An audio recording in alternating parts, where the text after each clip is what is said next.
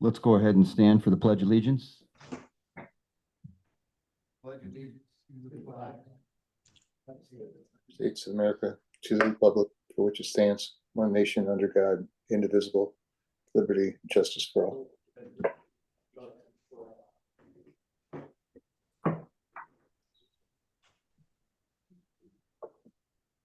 All right, thank you everybody for attending these, what's today, June 19th, Board of Directors meeting. Paul, if you'll take roll calls, right, for the quorum and proof of notice.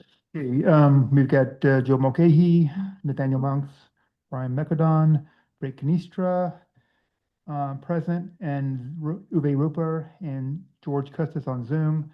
So we have a quorum for the meeting, and notice was posted in accordance with the Florida statute. Okay. Has everybody had an opportunity? I know Paul sent this out before he left last week. Prior meeting minutes. Everybody had a chance. Any questions, comments, changes? Nope, motion to Do I have a approve. motion? All good. Motion to approve? Got a second? Okay, all in favor? Aye. Aye. Aye. Okay, got a, again, thanks for everybody for attending. I just have a few things to mention on the president's report before we jump into the rest of the agenda. Since the last meeting, we voted that we would be transitioning from two separate court sports committees, tennis and pickleball. Paul sent out a request to the community for volunteers for the new combined court sports committee. The deadline for the applications was June 15th. I was very happy to see we've received 13 applications for the for this to be voted on by the July 17th board meeting. Over the next several weeks, we'll be reviewing the applications and conducting interviews. Our goal is to have the new court sports committee stood up by August 1st, and it looks like we're on track to make that happen. Also at the last meeting, since the last meeting, I've been meeting with Paul and Johan on a weekly basis to ensure that the maintenance of the pickleball and tennis court, tennis facilities and the grounds around them have been maintained and groomed. We've also identified several immediate improvements that have been discussed with the board, and we'll cover that later in the agenda. The new seating area on the north side of the pickleball courts has been completed, and it came out very well, and I've received a lot of positive feedback on this new addition. I think as Brian will cover in the treasurer's report, year-to-date revenue for the restaurant is below last year. As you know, if we don't hit certain level of business by the end of the year, we'll need to subsidize this amenity.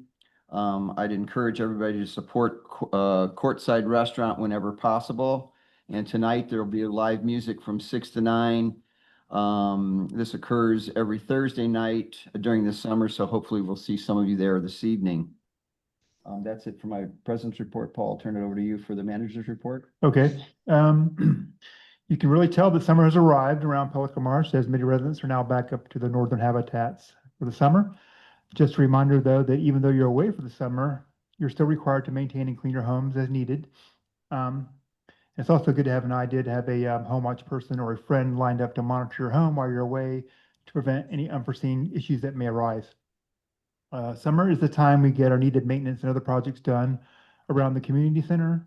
As Joe mentioned, we recently completed the installation of a paved patio on the north side of the pickleball courts to create a seating and viewing area for play on courts 4, 5, and 6. We just need to add some more seating for the area, which has been ordered. By the first of next week, we should have fans installed underneath the large canopy adjacent to tennis court number 4, just like the setup we have now under the canopy next to the pickleball courts. Our biggest project this summer scheduled is the repainting of the community center, pro shop, and other related structures around the campus. This painting project should start by the first part of August. And once we get that schedule coordinated with the painting contractor, we'll inform the community on which areas may be avoided and blocked off during this project. Safety reminders, again, remember when you're out walking or running, please stay out of the bike lanes on the streets, as these lanes are designated for bikers only. This is a county ordinance and also for the safety of our bikers.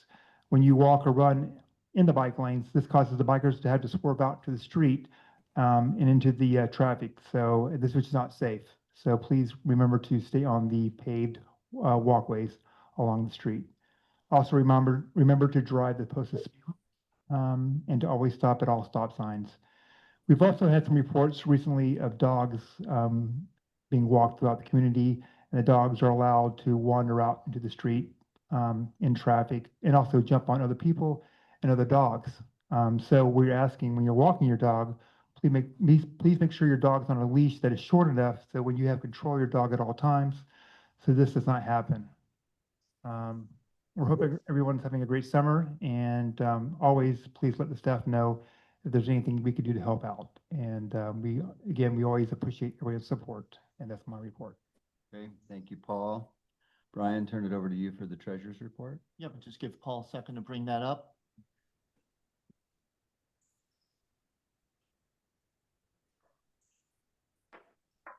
Hoping that we have, you have 4 takeaways in terms of the treasurer's report as we bring it up.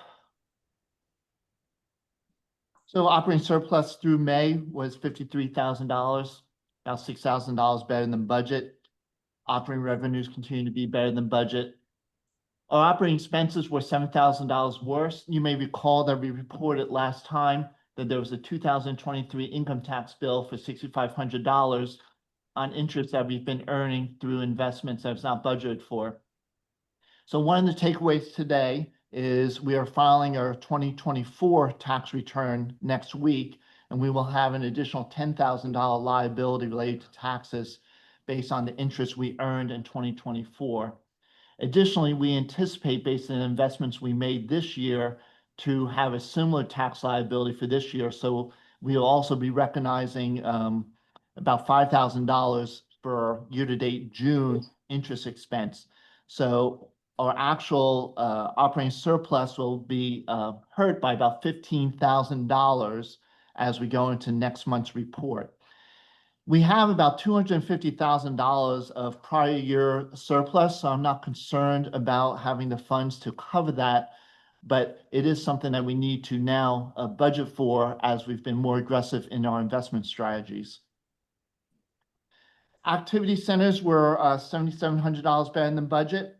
As Joe mentioned, food and beverage is down about 10%, and we are on the threshold where we might hit a additional level of subsidy based on our current how we're portraying how we're going to be through the entire year. So as Joe indicated, we encourage you to support Courtside, and we'll be meeting with them to see what other activities we might be able to schedule to make sure that we don't drop below that threshold level. Resale fees were 45 net homes sold through May. That's above budget by about 14, which is excellent. What I wanted to do is talk about a couple additional items that, Paul, you can pull up the next slide. The first thing I want to mention, and we won't be voting on it today, but the board's capital spending limit currently is $250,000, and that was set in 2008. The Finance Committee, as a takeaway from the long-term planning workshop we had in January, is recommending an increase to that spending level to adjust for inflation. Their current recommendation, I believe, is go to $325,000. We will circulate the reasons behind that prior to the next board meeting, and we'll vote on that at the next board meeting. But I just want to put that out there for everyone. Which one do you want me to put up? I want the slide that has the red box right there. Okay, got it. Now, I showed this last month. This is a summary of our capital spend last year versus this year. And I just want to give everyone a feel for what we're projecting as our ending balance for this year. Because shortly we're going to talk about some additional smaller type projects we want to accomplish this summer.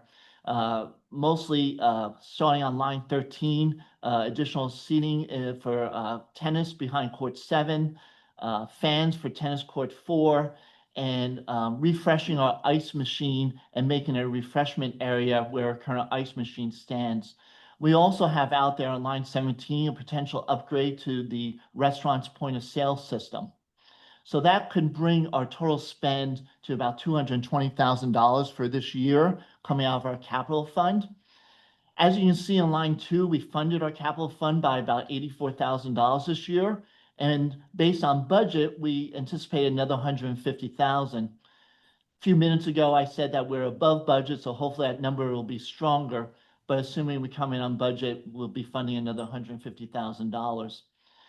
The key takeaway on this slide is that we anticipate having $200,000 at the end of the year for future capital spending.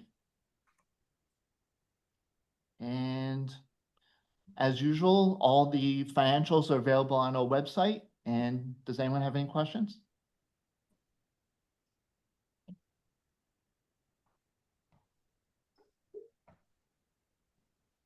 Okay, good. Thank you, Brian. Okay. Good report. As those of you that attend meetings, I think everybody will understand and remember that we had created a new committee called the County Oversight Committee. I know that they've met a couple of times, and Jim, you're here if you want to give us an update for today's meeting.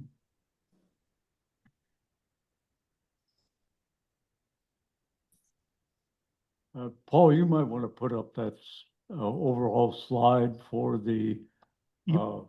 all the roadway projects that are surrounding Pelican Marsh that are going to be done over the next few years, along including the CDD's US 41 gate. Our committee did meet on June the 3rd, and we reviewed all the projects. And the committee itself is made up of some really great individuals. We have a former Collier County Transportation retired employee who has helped us a great deal, along with the treasurer of the golf club. So it's very active and very excited about, doing all this work and keeping our residents updated on what's going on around Pelican Marsh. First of all, I'd like to review the projects with the board. I believe you have this as a handout. If there's just one sheet that lays them all out, Paul, if we can get to that. Well, so there are individual slides that talk about each project. Yeah, it shows the total projects, all three. Summary. There we go. Okay, thank you. The first one is Vanderbilt. That is being constructed from US 41 east to airport pulling. And that is scheduled to start probably in November. That is the estimation by the county at this point, and that is to be completed by the fourth quarter of 2027. The second project is airport pulling. That is scheduled to begin in the third quarter of 2026. That is at 90% completion of all the design, community reviews, etc. And they won't be meeting any public meetings again until that project starts. The last one is the Goodlet Frank Road. That is scheduled to start in the third quarter of the first quarter of 2028 and be completed by the fourth quarter of 2029 or first quarter of 2030.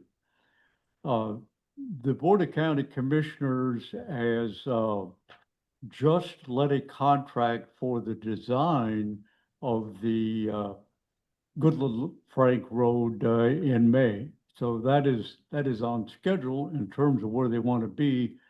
But as far as we get into the construction phase, starting with Vanderbilt, anything could be delayed depending on materials, labor, weather, etc. That's the overall schedule is where we are. The second thing that we discussed in our meeting was the median beautification. A median beautification never starts until a roadway is totally complete. So when Vanderbilt is finished, for example, then they will let a contract for design review of that median.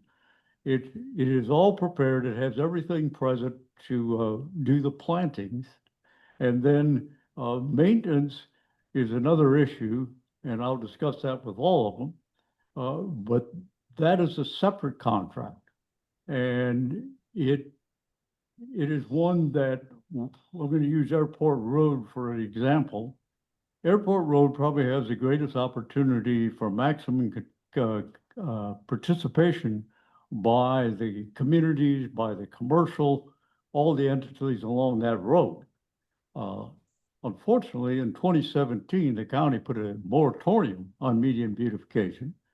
And now it is something that a lot of discussion's been taking place, particularly on airport pulling, because of the number of commercial and residential communities along that road.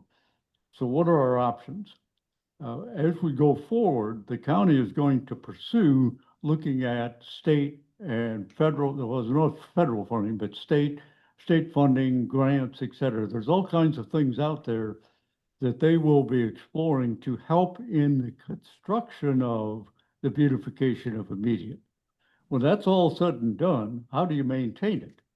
That's usually done through what we call an MSTU. It's a municipal taxing unit authority where all the residential communities along that road and the commercial pay for the maintenance. And we are too far out at this point to say, well, how are you going to do it? Because there's too many variables at this point, and since they don't start anything until the end of construction, we got a lot of time to work on that. I think the greatest promise is for airport pulling because of the number of communities, of Ritz-Carlton, other commercials. There's even a possibility, and I'm only speculating here, even if it was from Pelican Marsh south to Vanderbilt, you look at what is there with all the commercial and with the hotel and with us, there's a big possibility at least that section could be maintained. Who maintains it?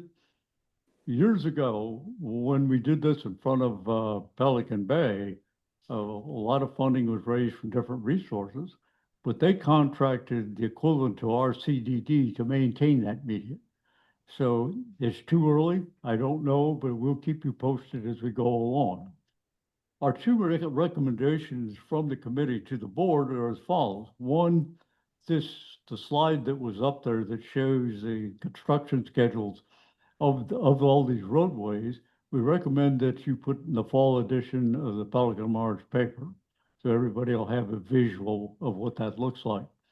Secondly, probably in the first quarter next year, when the construction is underway on Vanderbilt, we would have a town hall for this community, invite members of the Transportation Department to come here, go over it with everybody and where we are there and what's coming up. The last thing I'll conclude with is there was questions about what is way out on airport, on Goodlet Frank. There's questions about the bridge that goes across Pelican Marsh Boulevard. Pelican Marsh Boulevard will not be shut down during that construction. The way it is designed, they will be able to keep that road open while they are putting that bridge in place. Now, that doesn't mean on certain days or something might have to stop traffic or restrict traffic, but people have asked that question a lot, but they can be assured that that's not going to happen. CDD Gate, 41 Gate, they have approved the contract now with the company who will do that. The exact schedule of design and everything and where they will be at any certain point, that is coming forward. But I know Bob Giannetti has been very cooperative, has joined me in meeting with the county. So both our organizations are in sync with that project and with the roadways surrounding Pelican Marsh. Okay. Question? I guess, Jim, I have a couple questions and maybe not to be answered today, but maybe just as a takeaway. I'll go in reverse order. I know as we look at the expansion of Goodlet Frank, one of the things that we've considered or at least discussed is the viability of putting up sound barriers through both facing the community center as well as facing east. How do we go about getting that on the radar, regardless of who may or may not pay for it, but how do we go about getting on the radar that it How could do be you get it considered? on the agenda? That was brought up. And since they've just let the design contract for that project, is it possible? It is my understanding at this point, that is not under consideration because of the height that you're working with, to put that kind of a barrier up there. But that doesn't say, can we revisit it? Is there any other options? Brian, at this point, I don't know, but in that long-range project, I think that is something that should be addressed if there's any way to help with that noise. I mean, do we have the ability to send a note to the proper authority saying this is something that we would like to at least discuss? Good point. Is that something that your committee could take under consideration? We can send it to the Director of Transportation. Great. The board, the county commissioners, at this point probably would not be involved.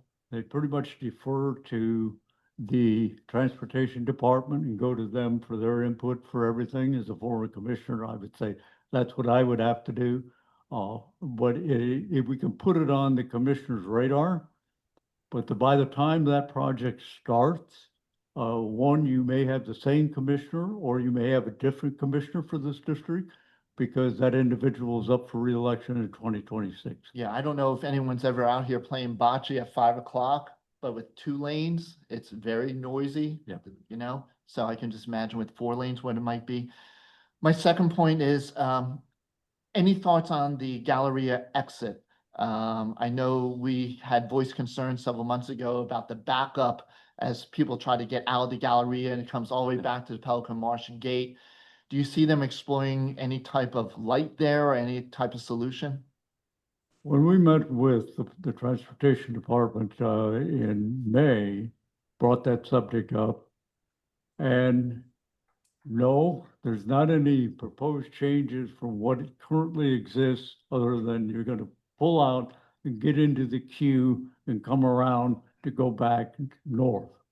They cannot justify putting a light between Pelican Marsh, Airport Road exit, and Vanderbilt, establishing a third light.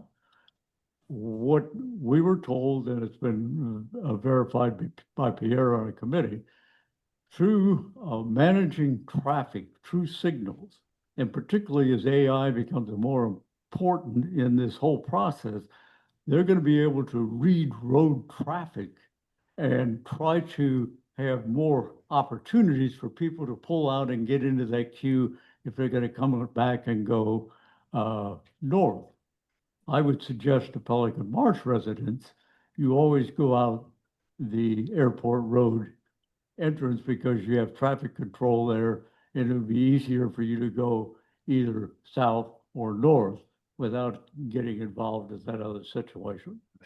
Thank you, Jim. You're welcome. My last question, and I'm just going over pain No, points I've fine, heard from the fine. community. Yep. Is any further discussion about ability to make a left into our Vanderbilt gatehouse? I know that they were looking to have a U-turn several hundred feet down the roadway for people to come back around to get into the gatehouse, but I know we had asked for a light there at one point. Right. Again, traffic counts, and Pierre verified this, you don't justify a light.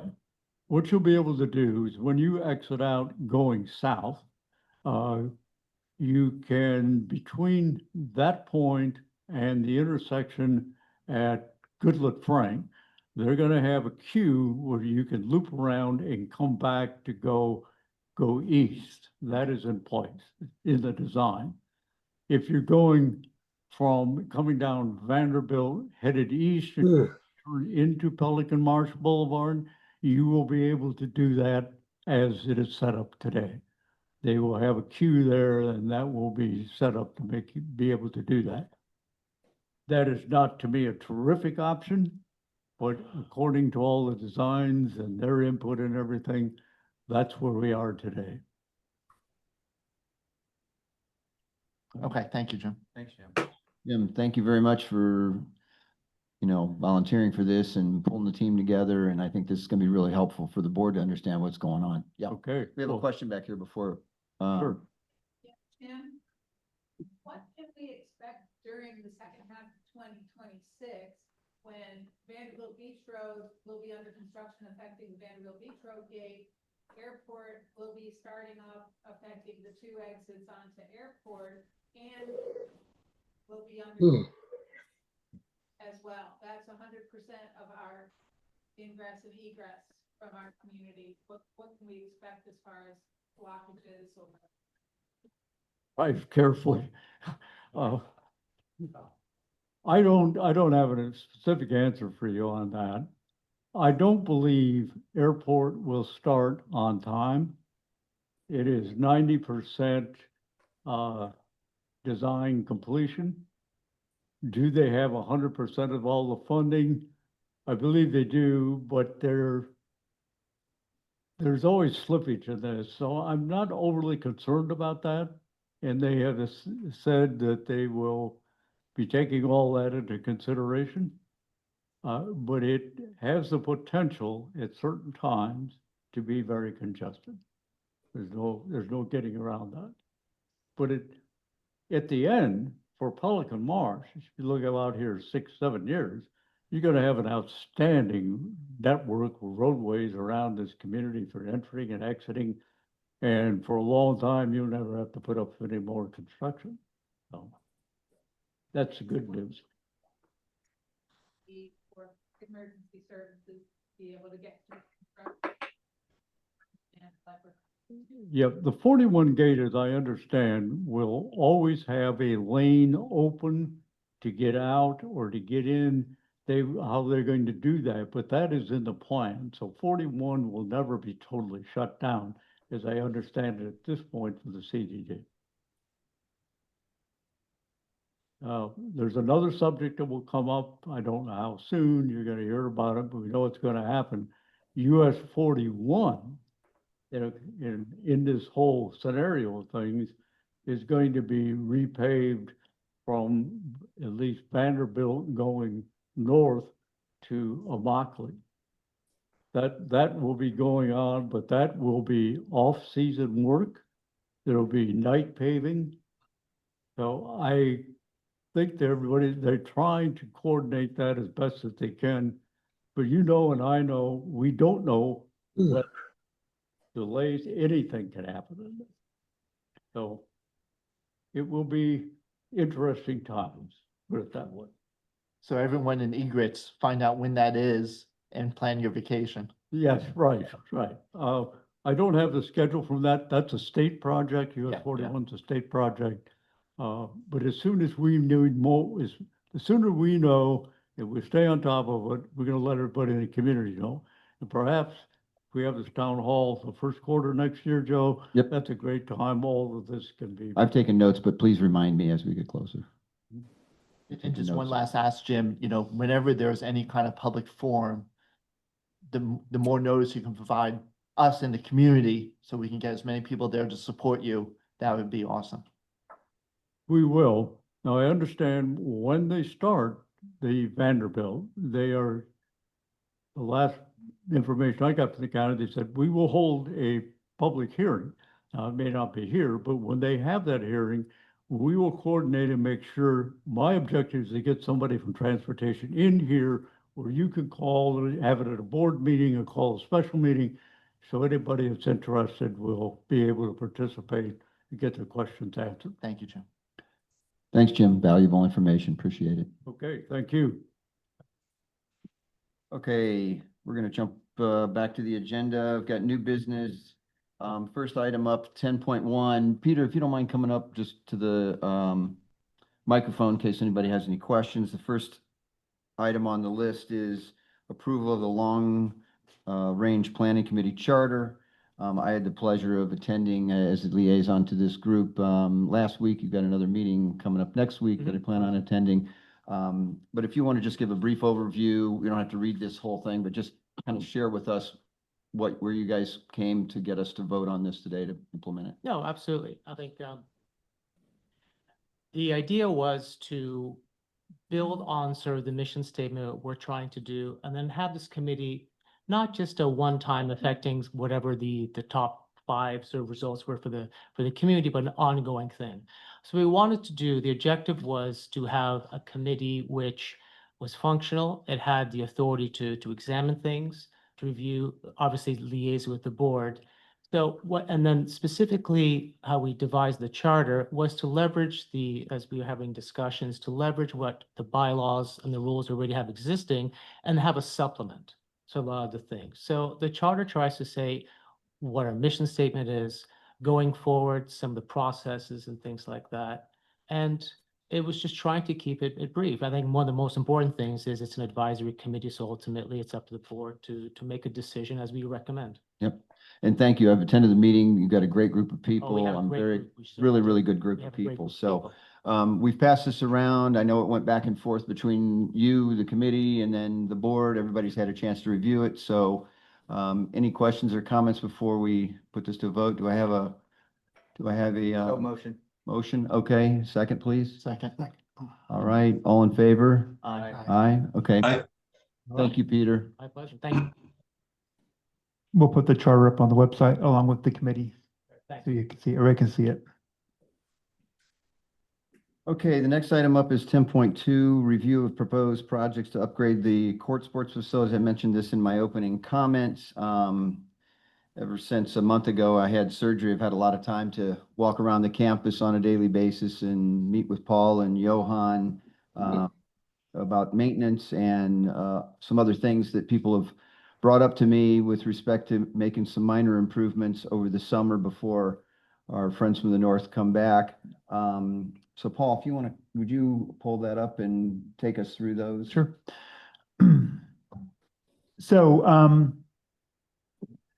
the board, talking with Joe and Johan over the past few weeks, looking at the facilities and what we can do for improvements, came up with a list of optional items we could maybe look at for capital improvements. And the board reviewed and came up with 4 of them that they thought would be a good impact to do now and get done before season starts. One of those we actually already approved, and that was installing the fans under the canopy adjacent court 4, the same setup with the football courts now. That project's going to come in around $9,000 once we're all said and done. And we're hoping to have the fans installed by the middle of next week, so it'll be a completed project. Additionally, as Joe mentioned earlier in the meeting, the ice machine between the bathrooms at the pro shop is worn out, is old. And we thought we needed to freshen the area up and make it look nicer. So we looked at some options, and we thought we should do something like we have the bocce courts now and install a countertop ice machine there instead, with a little beverage station to have a cup holder and that kind of stuff. So the cost for that project, after taking out the old ice machine, putting in a cabinet very similar to what we have now for the coffee station next to the pro shop, and putting the ice machine on top of that, will be around $13,000. Additionally, that area where the ice machine sits, the tile is old, chipped, faded, doesn't look good. And so before we put the new ice machine and the cabinetry in there, my recommendation is to replace that tile with a larger 24 by 48 tile that's actually a non-slip tile, because it gets slippery in that area, and has something of color that matches the adjacent and abutting pavers now to dress that area up a lot. So with the new pavers there and the cabinetry and the new countertop ice machine and water machine, I think it looked very nice. And lastly, a project, which was number 4, was to create additional seating over adjacent court 7 on the west side of court 7. Right now we have a couple benches and some rock and some grass area, but it's not very accommodating. We thought we'd take that entire area and pave it with pavers, very similar to what we did on the other side of court 6 next to the building. And then once that's paved, make a nice area to put in tables and chairs. Then take the old shade cell system we had for the pickleball courts, and install it there, as pictured. So it will be shaded at an angle, so in the afternoons, when the sun coming down from the west, it kind of blocks the sun and shades the area. So we did some estimates of the cost for the papers and installing the shade system, and we're looking at a total of $36,000 for that project. So all of these, Yeah, so the total 4 projects, when you add them all up, come to around $62,000. Even with that spent, and as Brian mentioned before in the meeting, we would still have money at the end of the year left over in the capital account. If we hit our budget in resales, which we're on target to definitely Which is do. important because we know that the long-term planning committee is going to come back with recommendations for larger type projects in the future, whether it be looking at Mikado Gate, we're still looking at the parking lot across the street. So it's important that we continue to keep that capital account healthy. and I passed these by the Long Range Planning Committee when I met with them last week, and they thought they were all really good ideas, so. Any questions from the board, and then I'll open it up to the community? Yeah, are there steps we need to take to approve this, or are we ready to proceed with these? No, we're ready to proceed. We'll, Okay. What's that? we'll vote as. Oh, a yeah, we'll board have to and, vote on it, but I wanted to as long as open we it up get- for As soon as we get comments. comments and questions, yeah. Okay, good. Doesn't look like we have any comments from the board. Any comments from the audience, the community? Yeah. Rich? Yeah, Rich Benson. On the fans, I think it's great. And we have fans now by the courts, and there were to be timers that would shut them off. Is that part of the program here? I didn't see it spelled out, but I do know that the fans, sometimes they keep running, and there was something installed, but it you know the didn't work fans right underneath because the- round Yeah, ball so, interrupters were- We are working with the electrician now on a fix on that. But yeah, the goal is to have it set where, Got it on the they're on top. a timer, so regardless, at the end of the day, when people walk away, forget to turn the fans off, they'll Absolutely. automatically shut off. Yeah, we're I would working on just that. like to be sure that that's, Part of the plan. documented and Well, on there. That But we we'll do cover that under operations. operations, so, but that's on our radar. As Joe mentioned earlier, we're walking around the courts for maintenance issues. We've That's got, on the we've got list. it on the list. Good. And you mentioned it to me the other day. and Yeah, no, I just didn't see it on this. Yeah. Sorry, budgeted. Great, thank you. Yes. You're gonna have, They want to see you. Yeah. Christy Botel, Acritz, working in the pro shop, where you're taking out the ice machine, to the left of it is a large refrigerator that is very underutilized and also impossible to open or close when the pickleball machine and the tennis ball machine are in that closet. Plus, whenever someone wants to ask about lost and found, it's very difficult to get at any formal lost and found box, which tends to migrate from cardboard to whatever. As part of the plan to do, have you been talking about those aspects as Okay, well? so the ice machine inside that closet, we're not talking about that ice machine. We're talking about the ones between the bathrooms, the water machine with the ice machine. Okay. That's being replaced with the new countertop model. So nothing's being done with the. Well, closet? yes, that closet is tight. I agree. So I can certainly talk with Johan and work on some strategies and some reorganization possibly to make it better user friendly. So I'll definitely address that. Good example. I mean, for example, lemonade and iced tea are cold when they're in that refrigerator, which would be lovely if it's accessible rather than it's sitting out and getting warm off season on the counter. Agreed. Okay. So I will talk to Johan. But Thanks. good points. Thank you. yes.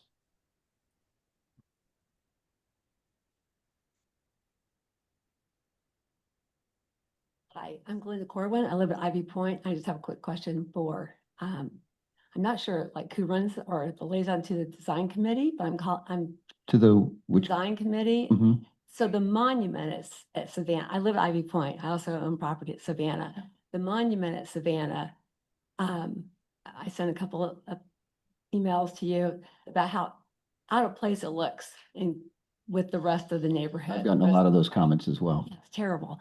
And so every time I drive down the street, I get aggravated when I see it. Paul, I know what you're saying. That's on our radar.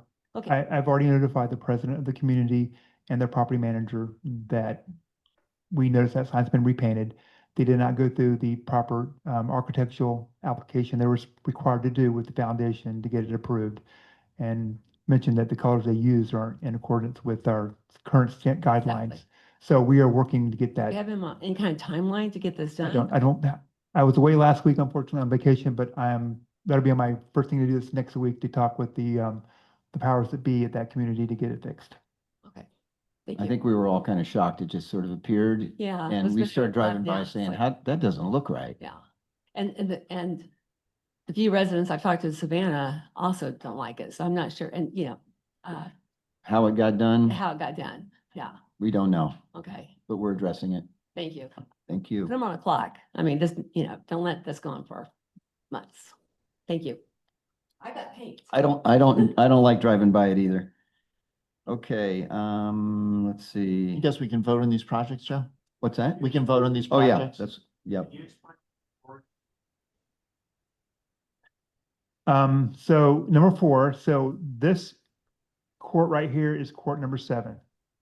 Currently in this area that I've mapped out we have 2 benches and they're sitting inside a little rock, White ugly rock with. as you know, with dead grass growing through it, no shade. So we thought we would create a professional paved patio that so you don't get muddy when you walk over there, to put furniture on, and then covered over that patio would be I don't know if you recall the old pickleball shade shells we had before. Same setup, except instead of angling them, they'd be angled at one angle that way to block the sun, as I've got depicted in the picture here. It won't be red and blue. Yeah, I just put red so you can see, but the pavers will probably match the pavers on the other side of the court number 6, which you recently did next to court 6 in the building. Same kind of look. That same side for number 5 is. Yes, it is. So Court 5's over here. We don't currently have a plan for that. Right now, we're just trying to make this almost like a show court for when we host different events and so forth. So the plan here it was to really take a look at the overall, community, bring a landscape architect in and the areas actually between each one of the tennis courts looks, old and dated and needs an uplift, but for the summer, and as Brian said earlier, we didn't want to spend a bunch of money and not have money left over for future projects next year. So after we get, further along at the long-range planning committee, as well as a overall view of the overall campus, then we're going to look at the rest of the areas around the tennis courts and see if there's anything we need more to do around the pickleball courts, around the entryway. As you come in from the parking lot, there's 4 pots there that look terrible with a lot of dead plants in there. We really need a whole refresh as you come in. It's, trying to upkeep, the overall facilities. So those things are going to be addressed in the future. These are things that we just wanted to get done in the summer. Yes. That were over the. Yes. Yeah. Okay, that's good. Yeah. Yeah, we saved them. They're in very good shape, so. I'm just, sorry, I'm a Long-Range Planning Committee, that's the first time I've heard it. Why court, by court 7, what's the operational use of it? Well, How are here, people gonna get there? How are people gonna use it? well, here, You guys thought of that? yeah, we have. First of all, we view this as these 2 courts, which are right outside here, as over time being the, right now, court 4 is sort of the viewing court.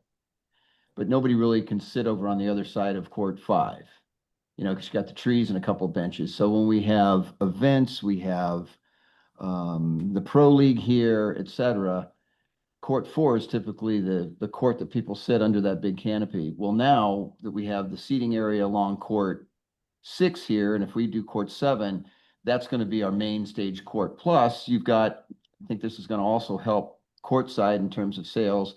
You're going to have tables and chairs along court 6, people that come and watch those matches, get a cocktail, have dinner, et cetera. And you can get, you can go between courts. 7, 8, and 9. 6 and 8. Yeah. There's walkways going between there that you're gonna be able to get around the back of there. Obviously, you can't walk through there where people are playing. So I think that's a good plan. Do you guys have a planning document that explains all that? Or is that just your vision talking? No, I'm just, this is, talking to people and, Why are we, my question is this, why are you installing something without a plan? Because you said you're gonna modify 7, then you're gonna modify the side on 5, which are connected things. But are you doing it piecemeal by a plan, or are you just doing it piecemeal because it's a good idea? Well, I'm sorry, I didn't mean it that way. I just meant, what is the plan? You explained the plan. I think it's a wonderful idea, what you just described. Just, do we have a plan? well, we discussed it as a board. And, I discussed it the other day with you guys on the long-term planning committee. I mentioned it. These are small dollars. We haven't spent really any money back here to clean, sort of clean up around the tennis courts. And these were a couple of really quick things that we could do this summer to refresh the community before we spent a lot more money around the facilities. We're inside. Okay. Just asking questions. Yeah, no problem. Yes.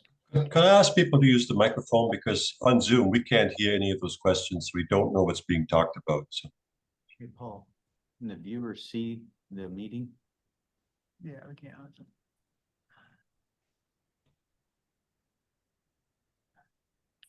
Any other questions? Joan, I know you raised your hand.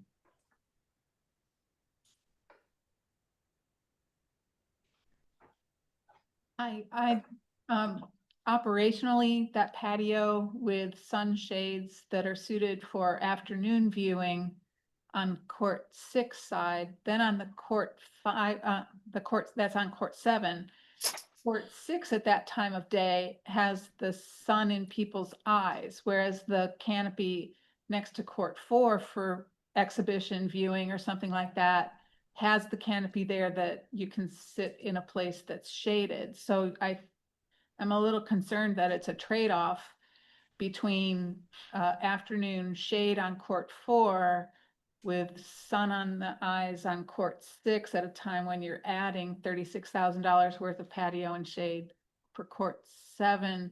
I guess I'm confused how that jumped to the top of the priority. We do have issues in between the courts where the pathways are very cracked up and not very pleasant. So I'm curious how the priority was set on a patio beside court 7, and was it requested by teams that they're having issues for afternoon viewing with teams? But again, if you're trying to make court 6 and 7 into a viewing area, court 6 isn't as good as court 4 for that purpose on the other one of an exhibition situation. We can't do it all at once, Joan. Yeah, And but we actually looked at, how that- I actually had there was a list of about 12 or 13 things that we went down, and we met together and went through those and said, how would we prioritize those to do those now? If we did all those areas in between right now, it would have been a lot more money. Okay. And so we wanted to save our money, get a couple of these things done now, and then be able to blend the rest of it in.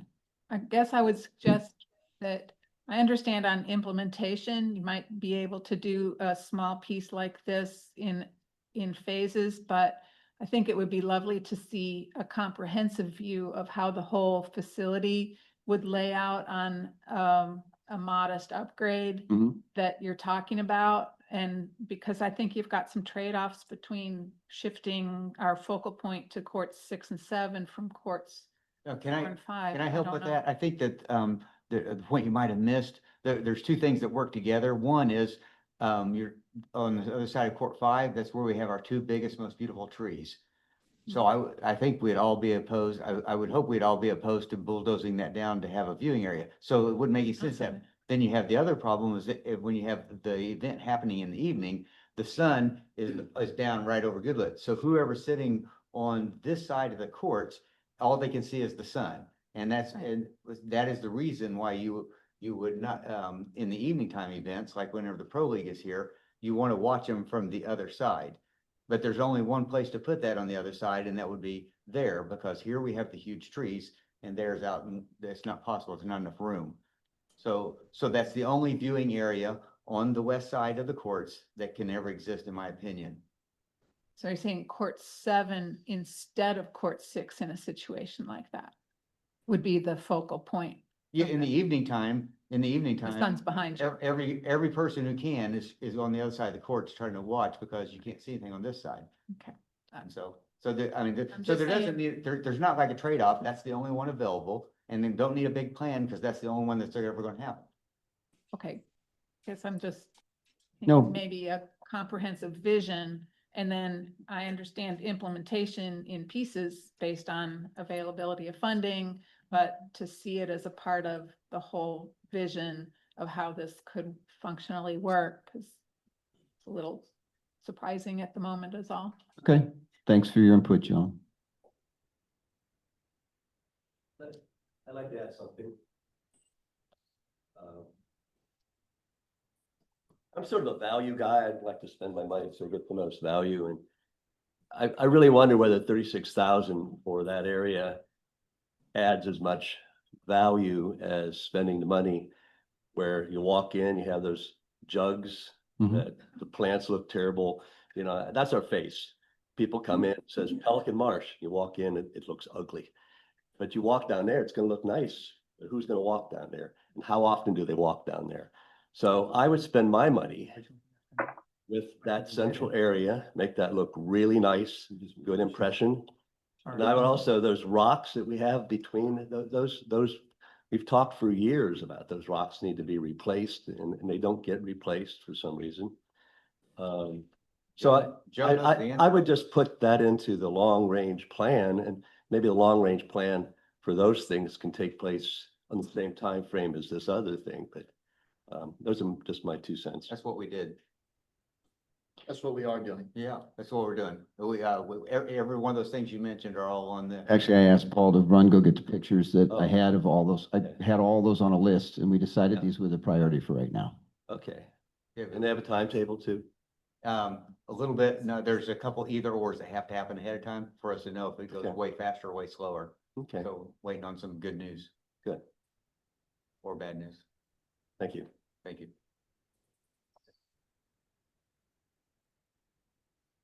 Oh, okay, a little bit. So I've asked Paul to go get. Uwe, you are muted, Uwe. Uwe. Can't hear you. Okay. Muted, Uwe. I don't know if he can himself or Paul has to. Oh. Yeah, Paul probably has. it Sorry, I back. have to wait for him to get back. Just wait 1 second, Uwe.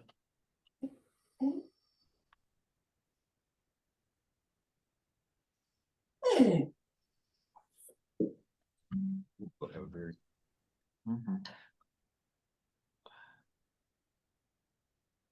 You got to the long one. The last 3 items are relatively quick.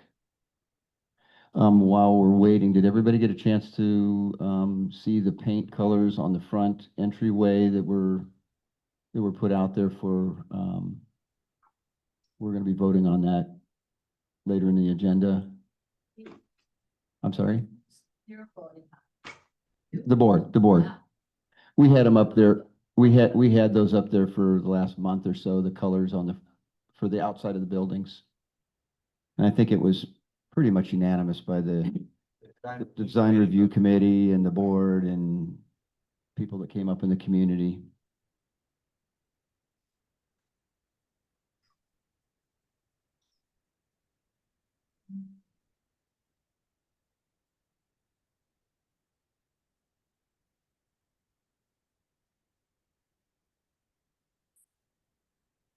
Paul, before you bring that up, I think Uwe had a comment, if you can unmute him. Oh, now you got him muted? Yeah, I think I figured it out. Am I on now? Yeah, you're on now. Yeah, so my comment was, I think there are 2 things that we've spoken about that are going to help us a lot. And one of them is the formation of long-range planning committee, which is now in place. And I think that's a really positive step. I think the other step we've spoken about that directly goes back to Joan and Rich's comment is this hiring a landscape architect. I think Joan and Rich's comments highlight how important it is that we get this landscape architect signed up, because that helps us get the plan organized. I think if we have those two pieces in place, the long-range planning and the landscape architect, we can, we can come up with that bigger plan. Good point, Uwe. I've asked Paul we had some pictures taken around the outside that I showed the board, and as we prioritize these, here's just some ideas that we had. As long as we're discussing this, we should go ahead and, to your point, Rich, it's something that we thought about those. I can't stand looking at those pots when I come into the. No, I know you're thinking about it, but this is a formal meeting. I would like to see things formalized so that they're accountable. No, that's the wrong one. Oh, good Lord. All right, 1 second here. Is it? 1 second, let me just, You're working well under pressure. here it is right here. All right. Let me get back to here. Share. Sorry to do this to you. Sorry, we're sharing it now. No, we're not. Hold on, stop. One more time. This is third time's a charm here. So we're gonna go share. And it's right. To Rich's implied question about speed, to a great degree, we have to see how much income is going to be coming in before we'll know how much money we have to spend. So in addition to the projects we discussed, well, we don't know whether we're going to sell 90 houses or 110, and that changes the plan. Yeah. in addition to the projects we discussed earlier about the board wants to do now for the summer, the board also originally looked at these projects. So let me just, so as you can see, I took some pictures of the existing white rocks that's between the courts, what it looks like today with the ugly pots and the white rock that's mixed with all the clay from the courts, and looked at some options to what we could do to clean it up. And so here's some concept pictures we did, taking out the rock and putting in pavers, or taking out the rock and putting in synthetic turf with pots on top of it. Or even going further, as discussed, this current sidewalk is cracked in some areas and chipped. We could actually take out that sidewalk and put in a paved walkway instead, which would pair up nicely with if we did synthetic turf along the courts and pots. Just as some ideas the board was looking at for long term. And did you have something, just a couple pictures of the front entryway too? I didn't take any pictures of those, but here's another idea, an option of moving the current storage sheds we have for the courts all against the Goodliff Frank wall, and then using the area to create a seating patio area for court of viewing court 3.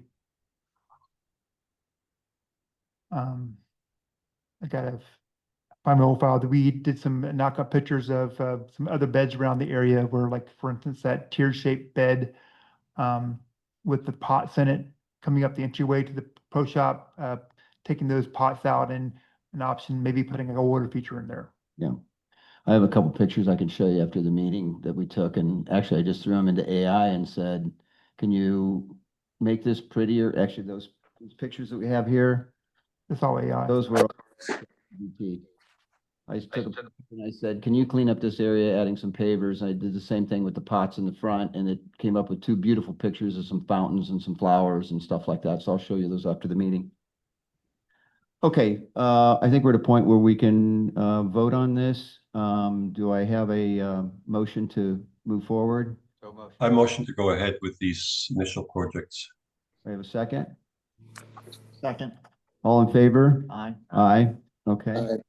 We verify the dollar amount, so we're approving the amount of, can we just call it $63,000? Yes. That's right. Correct.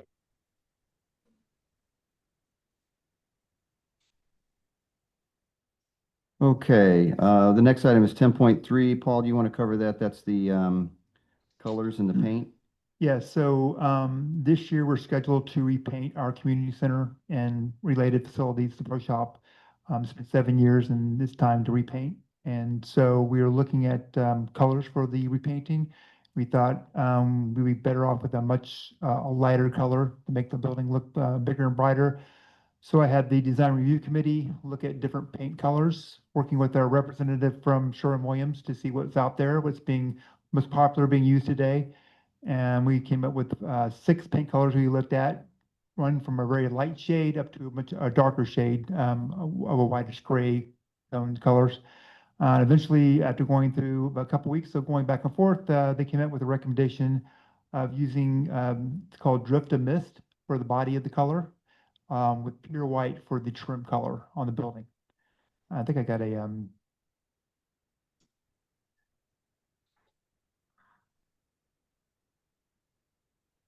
let's see here. Here it is.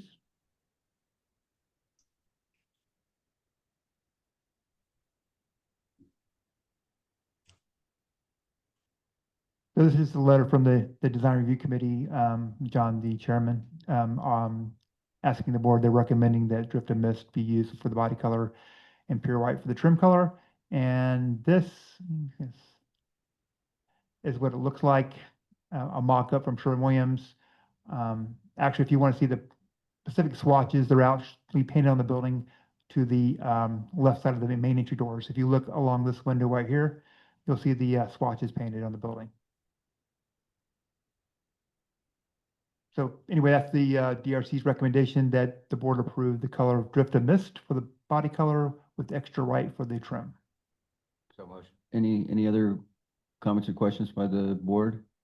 Any questions by the community? I think those have been out there for the last couple months. Okay, we get a motion to approve. So motion. Second? Second.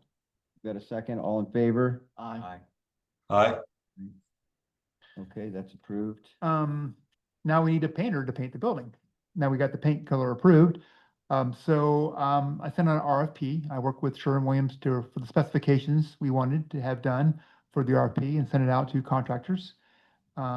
We received 3 bids back for the contract. And after reviewing the bids and looking at them, we had one come in, which was the lowest price actually, came in at $31,000, and it was from Custom Painting and Restoration. They're actually the contractor who did the painting last 7 years ago. They've been working at Claremont for the past couple of years, continually looking on their waterproofing and other issues that the buildings have. I talked to them; they've been very happy with their performance. Custom Painting Restorations also has a few contracts currently going on in Pelican Marsh doing other communities in painting. And because Custom Painting Restoration was the lowest price and with their reputation and their references, I would just recommend that the board go with this contractor for the painting contract. And once again, Paul, that's within what we had in our reserve. Yes, so our reserves is for 43,000 and change for the to cover. So we're actually under the reserve amount budgeted for the painting, which is good. And Paul, wasn't the next closest person a lot higher? No, well, the next one, more painting, was about in the $36,000 range.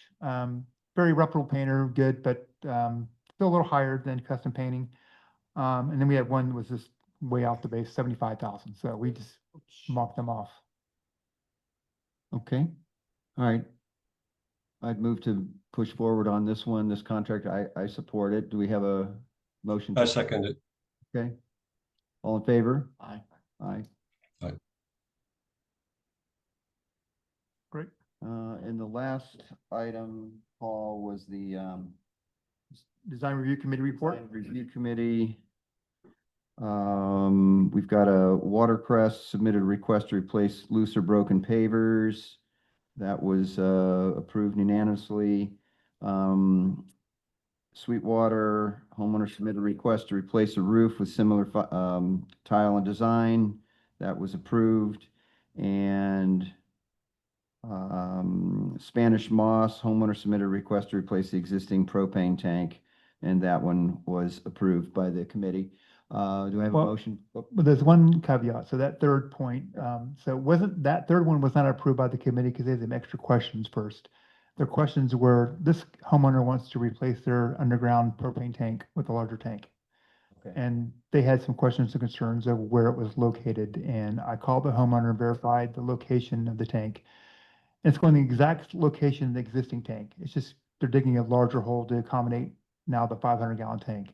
And I double checked and it isn't within the property line. So they are within the property lines. That's their property. They can do what they want to do. So there's really nothing they can do to disapprove the application. So I would recommend the board go ahead and approve it anyway, because legally they have the right to do that tank. Okay. Makes sense. Do I have a motion to approve? Motion to approve. Second? We have a second. All in favor? Aye. Aye. Okay. Any final comments by the board? Community? Yes.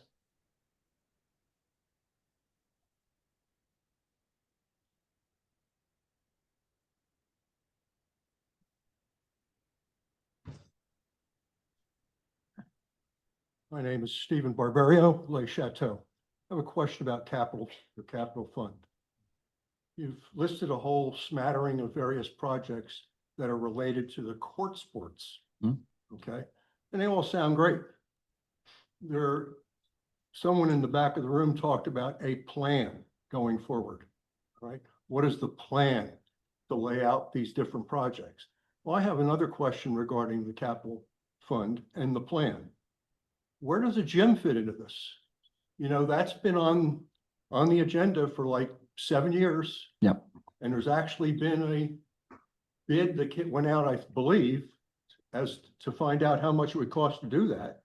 And there are several plans, but if we keep digging into the capital campaign for the smattering of court sports activities, what does that do to the capital fund as to its impact on the gymnasium that we're supposedly going to improve? Well, it's a good question. First of all, Brian, you want to cover that because you probably have some more of the numbers and the Yeah, no, absolutely. parking and all why of I those issues. presented the slide I did earlier, because I think it's a fair question.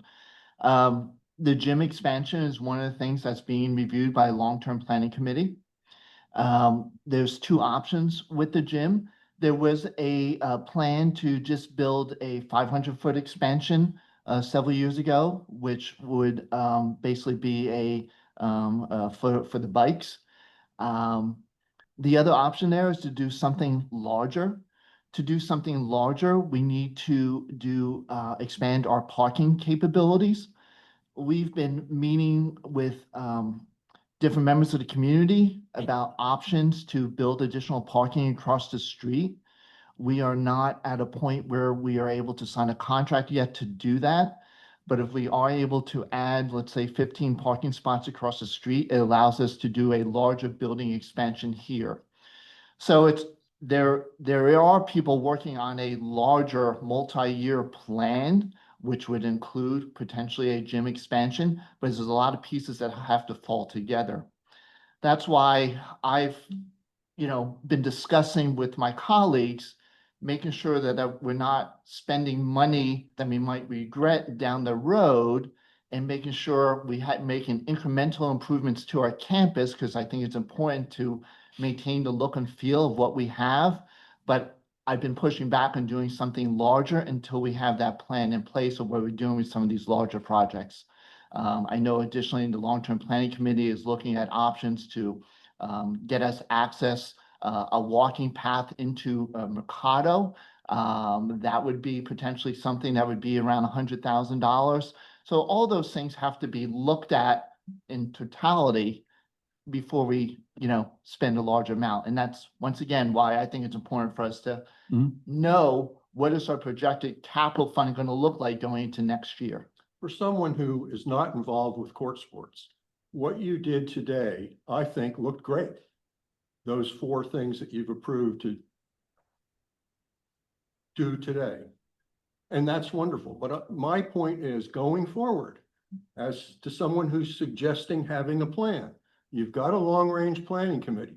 Before you approve any further court sport increments, I would think that the long-range planning committee should lay out how these things are done relative to the gym as well. That's just my point. I don't know, maybe you didn't, maybe you missed it, but we just put together the long-term planning for, that we literally. I just put together understand that. For that purpose. Yeah. So we are now making the plan. I understand that. I would I was disagree on- with you a I little was bit. On the long-range planning committee 7 years ago that existed. Yeah. And we had proposals that we put forward too. I would disagree I with you understand what you're saying. just a little bit in that I think there's a balance in terms of doing small incremental projects to maintain the look and feel of the campus versus spending a larger amount of money for a larger project. And that's what, once again, I keep on pushing my colleagues to look at, an 80-20 rule that, we could spend $10,000-$15,000 on these smaller projects while making sure we still have that larger capital, fund healthy. That's a good idea. Excellent. Thank you. All right, thank you for your comments. Okay, do we have a motion to adjourn? So motion. Second. All in favor? Aye, okay. Adjourned.